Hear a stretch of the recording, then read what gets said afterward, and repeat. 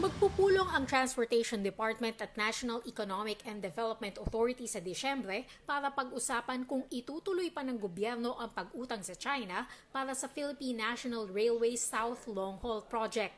Sa pagdinig ng Kamara para sa panukalang 2024 budget ng DOTR, sinabi ni Undersecretary Cesar Chavez na nakabinbin pa rin ang aplikasyon para sa 142 bilyong pisong pautang para buhayin muli ang PNR Bicol Line. Inutusan ni Pangulong Bongbong Marcos ang DOTR na buksang muli ang negosasyon sa China matapos kanselahin ng Administrasyong Duterte ang aplikasyon nito para sa pautang dahil inupuan lang ito ng bangko. Yusek TJ and I and the former Undersecretary of Finance of DOF met with the Chinese Embassy, the Economic Counselor, and informed them what's your definitive plan on the South Long Haul, and we were given no clear direction on this.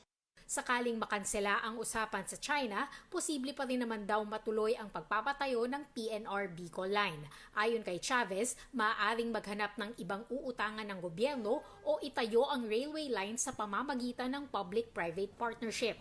Bulto ng panukalang 214.3 billion pesos na budget ng DOTR para sa 2024 ang mapupunta sa railway projects tulad ng Metro Manila Subway at PNR Line mula Tarlac hanggang Laguna. Ang Land Transportation Office naman, tiniyak na mareresolba sa 2024 ang backlog sa pag-issue ng plaka para sa mga kotse at motorsiklo.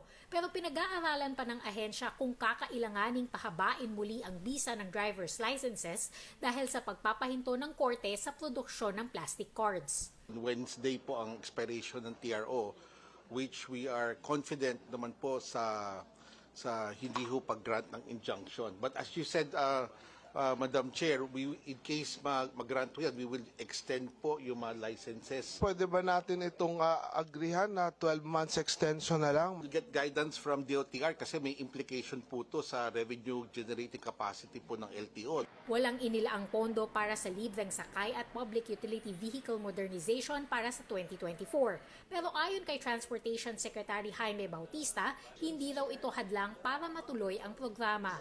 Yun pong equity subsidy, meron pa rin po kaming naiiwan na budget, no? So ito ay pwede namin gamitin din for 2024, no? Sa ngayon, hinihintay pa ng DOTR na ilabas ng Budget and Management Department ang 3 bilyong pisong pondo para sa fuel subsidy para sa mga tsuper ng public utility vehicles. Nasa 1,000 piso hanggang 10,000 piso ang maaaring matanggap ng PUV drivers depende sa uri ng sasakyan. Cian Arcangel, CNN Philippines.